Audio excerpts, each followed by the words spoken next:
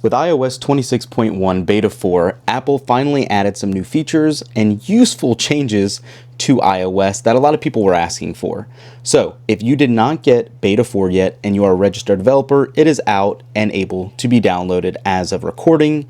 And jumping right into it, in settings, if you actually go to camera, there is finally an option if you scroll down right here that says lock screen swipe to open camera. This is that annoying thing when sometimes you were just swiping around, you would accidentally swipe into the camera or try to type something.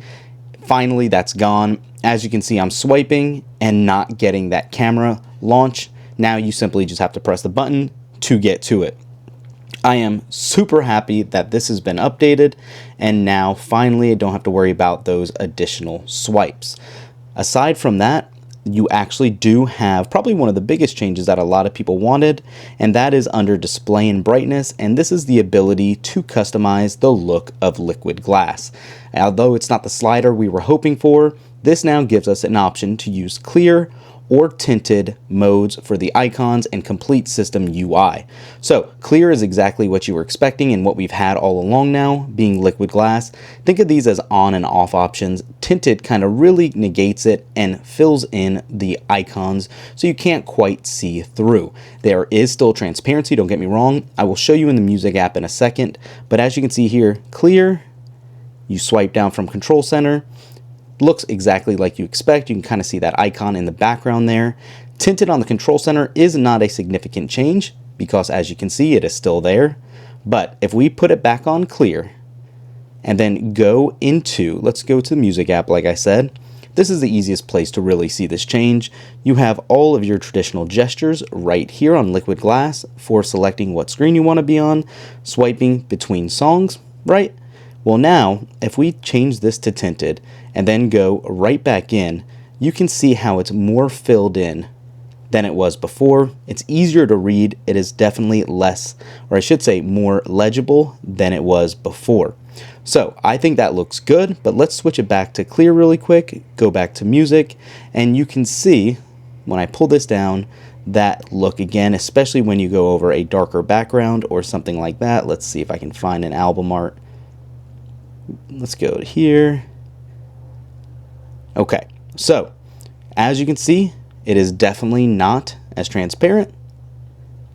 Let's tint it back on, and it is even less so at the bottom here. So hard to see sometimes it does take a second to kick in, but you can definitely see the difference right down there for sure. So nice change. It's kind of okay. I think a lot of people would have preferred a slider still here, but unfortunately we did not get that just yet.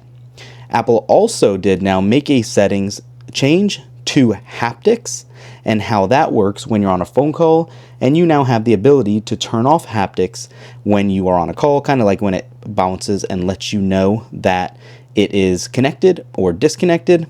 They have now added a change for that as well. So if you're looking to take advantage of this, you're going to actually want to go into settings, then apps, then look for your phone app, and then scroll down a little bit, and you can see right here where it says haptics, play haptics when a call is connected or dropped. You can now toggle this on and off if you so choose. I like leaving it on. It's a nice little reminder when something occurs, when there's an action taken, so I'm going to leave that on for now.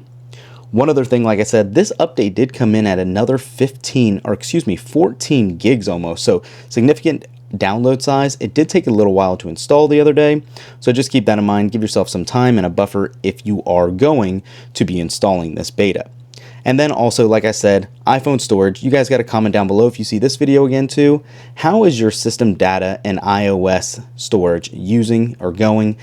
Because as you can see here, we're using 26 gigs for iOS, and then system data is almost equal to that at 22.32 gigs. So again, this seems a little high. I've heard people all over the map with what they're getting for these two file sizes. So let me know down below in the comments or other videos. It's helping us get a good size comparison for different iPhones and all of that to kind of see where we're at. But yeah, aside from those three main changes, those were the pillars here that were found. Battery life has, I can already tell, been a lot better. Performance is one thing we haven't had a big issue with at all. Jumping around, going into even wanting to play a game like we always do in Clash, and it works perfectly fine. Same amount of time to load, easy to scroll through and get everything working. We jumped around, went to stocks in our other video for you guys, and you can see everything's just working perfectly fine and smooth. So battery life, happy to say, seems to be a little improved. Once everything finishes re-indexing, we'll have a good idea overall what is going to maintain for the next week or so until the RC drops or the next beta as soon as next Monday. And for those of you wondering, the Geekbench scores, as you can see here, we just ran it and it is very comparable to Beta 3. Beta 3 is the October 15th date here, where you can see we got a 3699 single core as opposed to today's 3694, and then multi-core score from 9632 to 9592. So very close, a little down obviously, but again, you're not going to see these performance changes in day-to-day usage. But that's it for this one, guys. Thanks for watching. Let me know if I missed anything down below in the comments so everyone else can be made aware of it, and we will catch you in the next one. Peace.